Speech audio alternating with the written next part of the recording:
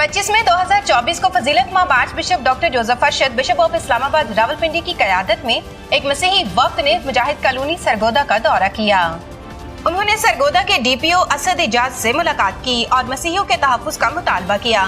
Bishop साहब की क़यादत में मसीही senator Tahir Khalil Sandhu, reverend father Asif John, vicar general Islamabad Rawalpindi diocese, reverend father Sarfaraz Simon, reverend father Sylvester Joseph, reverend father David John, reverend father Fabian Paul और reverend father Rizwan ने mister Rizwan Gill साबिक MPA और रजाक ढिल्लो मौजूद MPA से मुलाकात की। सानिया सरगोदा की सूरत हाल का जायजा लिया और हुकूमत वक्त से मुजाहिद कॉलोनी के मसीहियों के लिए इंसाफ का मुतालबा किया। फजीलत माब arch bishop doctor Joseph Arshad ने कहा कि मुझे सानिया के बारे में जानकर बहुत अफसोस हुआ है। ये वाकया यकीनन गैर इंसानी था। हालात अब काबू में हैं, लेकिन मसीही आबादी अब भी खौफ में मुब्तला है। मैं हुकूमत वक्त से पुरजोर अपील करता हूँ कि वो इन इंतहा पसंदों के खिलाफ सख्त कार्रवाई करें और इन पुरतशद्दुद वाक़यात से बचने के लिए सख्त पॉलिसियाँ मुतारिफ कराएं ताकि पाकिस्तान में मसीही बरादरी की सलामती को यकीनी बनाया जा सके। उन्होंने मजीद कहा, ऐसे वाक़यात मुल्क पाकिस्तान में बसने वाले मसीहियों के लिए अदम तहफ़्फ़ुज़ की राह हमवार करते हैं, जिसकी वजह से मसीही किसी भी तरह से यहाँ महफूज नहीं है। उन्होंने इस अफसोसनाक वाक़े की शफाफ तहकीकात करवाने की भी अपील की ताकि कानून और इंसाफ की बालादस्ती कायम हो।